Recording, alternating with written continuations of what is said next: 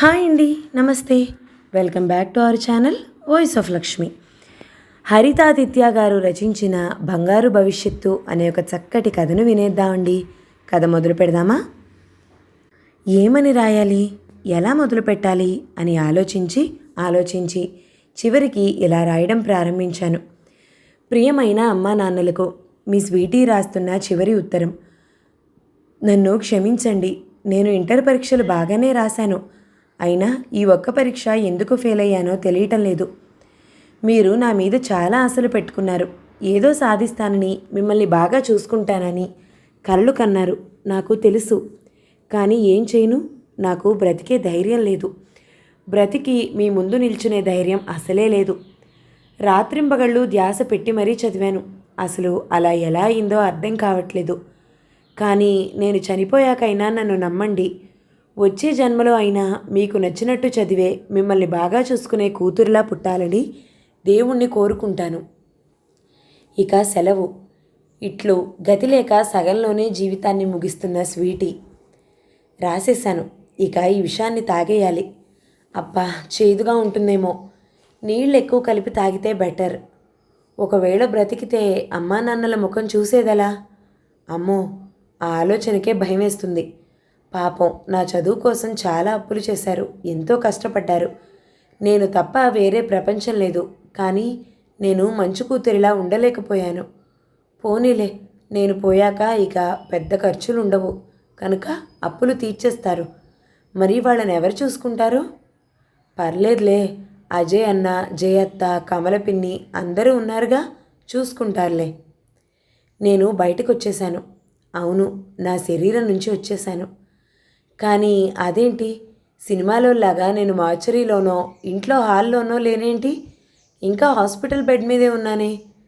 నేను చనిపోయానని ఎవరూ గుర్తించలేదా? అనుకుంటూ ఉండగానే నర్స్ వచ్చి వైటల్స్ నోట్ చేసుకుని తన దగ్గర ఉన్న చిన్న ఫోన్లో నుంచి ఎవరికో కాల్ చేసి చెప్తుంది. సేమ్ సార్, ఇంకా సీరియస్గానే ఉన్నట్లుంది అని. డాక్టర్తోనేమో అనుకున్నాను. నేను కనిపించను కదా, మామూలుగా పని చూసుకుని వెళ్ళిపోయింది. ఇంతలో నాకు ఎదురుగా ఒక అమ్మమ్మ నిల్చుని కనిపించింది. అచ్చం మా అమ్మమ్మలాగే ఉంది ఈవిడ కూడా. ఎందుకు నన్నే చూస్తుంది? అమ్మ నాన్న ఏరి? ఈవిడ తప్ప ఎవరూ కనిపించరేమిటి? ఈవిడకి నేను కనిపిస్తున్నానా? అమ్మమ్మ, ఎవరు నువ్వు? నన్నే ఎందుకు చూస్తున్నావు?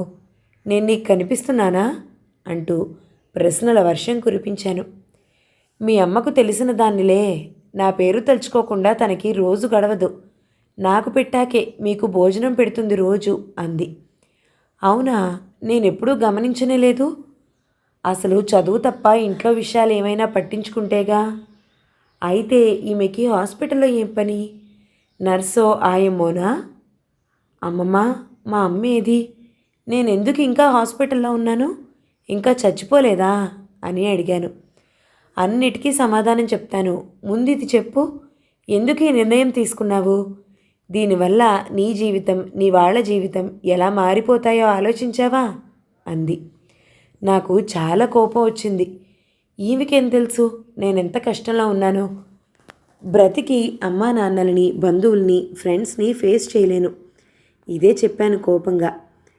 సరే, నువ్వు ఈ నిర్ణయం తీసుకోకపోతే ఏం జరిగేదో చెప్పనా అంది. నాకు అర్థం కాలేదు. ఎలా చెప్తుంది ఈమెకు నా జీవితం ఏం తెలుసని? సరే చూద్దాం ఏం చెప్తుందో. ఎలాగూ ఎవరూ కనిపించటం లేదు. నాకు భయంగా ఉంది. ఏమైనా ఉంది పక్కన, వినకపోతే వెళ్ళిపోతుందేమో. ఇంటర్ రిజల్ట్స్ వచ్చాయి. అన్నిటిలోనూ టాప్ మార్క్స్ వచ్చాయి. కానీ ఒకే ఒక సబ్జెక్ట్లో ఫెయిల్ అయ్యాను. చాలా బాధగా మంచం పైన పడుకుని ఏడుస్తూనే ఉన్నా. అసలు ఎందుకు ఇలా అయింది? అమ్మా నాన్న ఏమంటారో అనుకుంటూ ఉండగానే నాన్న గదిలోకి వచ్చారు. ఆయన్ని చూడగానే ముందు భయం వేసింది. కానీ చిత్రంగా నాన్న ప్రశాంతంగా ఉన్నారు. అమ్మ చెప్పింది, మాకు తెలీదా నువ్వెంత కష్టపడ్డావో? రీకౌంటింగ్కి అప్లై చేద్దాం. పిరికి వాళ్లే భయపడతారు. తప్పు చేస్తేనే ఇలా బాధపడతారు. లే నాన్న, అమ్మ నీకు ఇష్టమైన పన్నీర్ కర్రీ చేసింది, తిన్నావురా, ఫ్రెష్ అవ్వు, నేను డైనింగ్ రూమ్లో ఉంటాను అనేసి వెళ్ళారు. చాలా రిలీఫ్గా ఉంది. ముఖం కడుక్కుని డైనింగ్ రూమ్లోకి వెళ్ళాను. అమ్మా నాన్న చాలా మామూలుగా ఉన్నారు. నా రిజల్ట్స్ టాపిక్ తప్ప అన్ని సంగతులు నార్మల్గా మాట్లాడుకున్నారు. ఈరోజేంటో అమ్మ చేతి వంట ఇంకా ఎక్కువ రుచిగా అనిపించింది. ఇది అస్సలు ఊహించలేదు. నిజంగా సపోర్ట్ అంటే ఇదేనేమో. అనవసరంగా ఏవో పిచ్చి ఆలోచనలు చేశాను. ఈ రీకౌంటింగ్ ఆలోచనే రాలేదు ఆవేశంలో. రాత్రికి ప్రశాంతంగా నిద్రపోయాను. తర్వాత రోజు నాన్న రీకౌంటింగ్కి అప్లై చేయించారు. కొద్ది రోజుల్లో నా నమ్మకమే నిజమైందని తేలింది. ఈ సబ్జెక్ట్లో కూడా మంచి మార్కులే వచ్చాయి. రోజులు దొర్లిపోతున్నాయి. అనుకున్నట్టే ఇంజనీరింగ్ కంప్లీట్ చేశాను. క్యాంపస్ ప్లేస్మెంట్లో పెద్ద ఎంఎన్సీలో జాబ్ వచ్చింది. నా మొదటి జీతంతోనే నాన్న అప్పులు తీర్చేశాను. ఆ తర్వాత కాలం స్వర్ణయుగంలా సాగింది. అమ్మ వాళ్ళకి అన్నీ సమకూర్చాను. కొడుకు ఉంటే ఎలా ఉండేదో కానీ కూతురు కూడా ఏ విషయంలోనూ తక్కువ కాదని నిరూపించాను. నాతో పాటే పనిచేసే ఆదిత్యతో నా స్నేహం పెళ్లి వైపుగా మలుపు తిరిగింది. ఊహించుకున్న దానికన్నా సంతోషంగా సాగుతోంది జీవితం. దేవుడు ఒక బాబు పాపతో మమ్మల్ని ఆశీర్వదించాడు. పిల్లలు, వాళ్ళ చదువు, కెరీర్ అంటూ 25 సంవత్సరాలు 25 వారాల్లా గడిచిపోయాయి. పిల్లల పెళ్ళిళ్ళు వాళ్ళకిష్టమైన వారితో ఘనంగా జరిపించాం. అందరం ఒకే సొసైటీలో వేరువేరు బ్లాక్స్లో ఇళ్ళు కొనుక్కుని వారాంతాల్లో కలుస్తూ సరదాగా గడపసాగాం. మనవలు మనవరాళ్లతో సమయం తెలియలేదు. ఈ మధ్యనే నెలల వ్యవధిలో అమ్మా నాన్న ఇద్దరూ వెళ్ళిపోయారు. సంతోషంగా ఉన్న నన్ను చూసి మురిసిపోయేవారు. నిండు జీవితం చూసి వెళ్ళిపోయారనే తృప్తే మిగిలింది. ఆ రోజు శుక్రవారం సాయంకాలానికి పిల్లలందరూ ఇంటికొచ్చారు.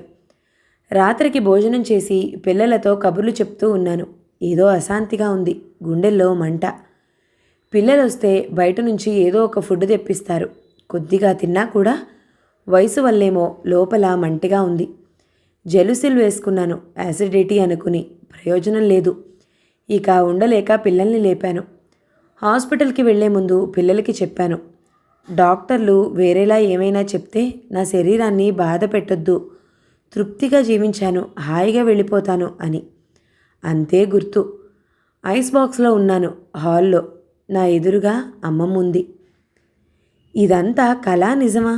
ఏమీ అర్థం కాలేదు. అర్థమైందా నీ జీవితం ఎలా ఉండబోతోందో అంది అమ్మమ్మ. నాకు గుండె జల్లుమంది. ఇంత అందమైన జీవితం ఉందా? ఎంత తప్పు చేశాను? చాలా బాధగా ఉంది. ఒక్క నిమిషం ఆలోచించాల్సింది. ఇంతలో అమ్మమ్మ, ఇప్పుడు ఈ నీ నిర్ణయం వల్ల నీ గతి చూస్తావా అంది. గంభీరంగా ఉన్న ఆమె మాటలకి భయం వేసింది. అమ్మని కూడా పక్క గదిలో ఉంచారు. విషయం తెలియగానే అమ్మ స్పృహ కోల్పోయిందిట. అక్కడంతా మా వాళ్ళున్నారు. అందరూ గుసగుసలాడుకుంటున్నారు. జయత్త అంటోంది, అదేమీ మార్కుల కోసం కాదట, ఎవరినో ప్రేమించిందట, వాడు వదిలేశాడట. అమ్మ అబ్బా తిడతారని ఈ పని చేసి కూర్చుంది. అయినా అక్కా బావ సరిగా పెంచలేదు వదినా, అతిగా ఆరాబం చేశారు. ఎప్పుడూ గొప్పలే, మా పాపకు అన్ని మార్కులు వచ్చాయి, ఇంత పర్సంటేజీ అంటూ. ఇప్పుడు చూడు ఏమైందో, చేసుకున్న వారికి చేసుకున్నంత అంటూ గొంతు కలిపింది కమలపిన్ని. పొద్దున లేస్తే నన్ను పొగుడుతూ అమ్మకి అన్నీ మేమే అన్నట్టుండే వీళ్ళు ఇంత దారుణంగా మాట్లాడుతున్నారా? వీళ్ళని నమ్మి అమ్మా నాన్నలని వదిలేశానా? ఎంత తప్పు చేశాను? నాలో పశ్చాత్తాపం మొదలైంది. నేను చనిపోయినట్లు ప్రకటించారు డాక్టర్లు. రోజులు నెలలు గడుస్తున్నా అమ్మా నాన్న కోలుకోవటం లేదు. ఇంట్లో ఒక సంతోషం లేదు, ఉత్సాహం లేదు. టైంకి అన్నం తినక సరిగా నిద్రపోక అమ్మ ఆరోగ్యం పాడైంది. వారికి ధైర్యం చెప్పేవారికన్నా సూటిపోటీ మాటలు అనేవారే ఎక్కువ. అమ్మ త్వరగానే ఈ లోకాన్ని వదిలేసింది. ఎవరి కోసం ఎందుకోసం బ్రతుకుతున్నాడో తెలియని నాన్న 10 ఏళ్ళు రాయిలా బ్రతికి తాగి తాగి లివర్ పాడై చనిపోయాడు. ఇలా మా కుటుంబం చిన్నాభిన్నమైంది. నాకు ఏడుపు ఆగటం లేదు. బోరు బోరున ఏడుస్తూనే ఉన్నా. ఎవరూ రారే, ఎవరికీ వినపడదే. ఏం చెయ్యాలో తోచటం లేదు. అమ్మమ్మ నన్ను చూస్తూ ఉంది అంతే గంభీరంగా. అమ్మా నాన్నని చూడొచ్చా? భయం భయంగానే అడిగేశానిక ఉండలేక.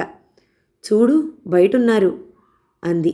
ఎమర్జెన్సీ నుంచి భారంగా బయటికి వచ్చాను.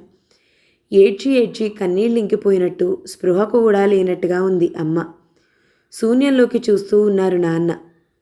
ఎంత పిలిచినా పలకటం లేదు. వాళ్ళకి నా మాటలు వినపట్టం లేదు. నేను అరుస్తున్నాను పిచ్చిదానిలా. ఈరోగా అమ్మ మెలకు వచ్చినట్టు బుజ్జమ్మ, క్షేమంగా ఇంటికి రమ్మా, నిన్నేమీ అనవు, నువ్వుంటే చాలు మాకు అంటూ ఏడుస్తుంది. అవునమ్మా, మీరేమీ అనరు. నేనే క్షణికావేశంలో ఇలాంటి తప్పు నిర్ణయం తీసుకున్నాను. నన్ను క్షమించండి. నేను వచ్చేస్తాను. నాన్న, మీరైనా చెప్పండి, నేనెక్కడికి వెళ్ళను ప్లీజ్ అంటూ ఏడుస్తూనే ఉన్నా. సడన్గా ఏదో స్ఫురించింది. వెంటనే రూంలోకి పరిగెత్తాను. అమ్మమ్మ అక్కడే అలాగే నిల్చుని ఉంది. అమ్మమ్మ, నువ్వెవరో నాకు తెలీదు. ఎవరికీ కనిపించని నేను నీకే ఎందుకు కనిపిస్తున్నానో అర్థం కావటం లేదు. కానీ ఒక్కటి తెలుస్తుంది, నువ్వు సాధారణమైన మనిషివి కాదు. అందుకే నాకు ఇవన్నీ చూపించి నా కళ్ళు తెరిపించావు. ఇంత చేసిన దానివి నాపై జాలి చూపి బ్రతకడానికి ఒక్క అవకాశం ఇవ్వవా ప్లీజ్? ఇంకెప్పుడూ ఇలాంటి తప్పు చేయను అంటూ రకరకాలుగా బ్రతిమలాడాను. అమ్మమ్మ కూడా అమ్మే కదా, కరిగిపోయింది. ఒక్కసారిగా ఆమె చూపులో ఎంతో కరుణ కనిపించింది. ఏడవకు తల్లి, నీకు ఇంకో అవకాశం ఇచ్చే ఉద్దేశం ఉంది కాబట్టే నీకు కనిపించి నిజాన్ని చూపించాను. నువ్వే కాదు, నీ వయసు పిల్లలు చాలామంది ఇలాంటి నిర్ణయాలే తీసుకుంటున్నారు.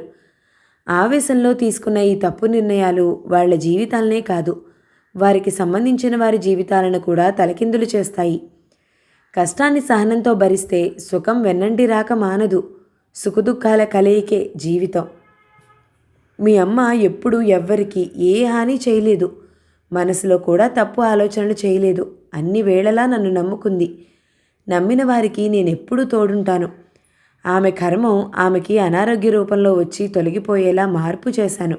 కనుక నీ ఈ జన్మ పూర్తిగా జీవించి మంచి పేరు తెచ్చుకుని సుఖ సంతోషాలతో వర్ధిల్లు అంది.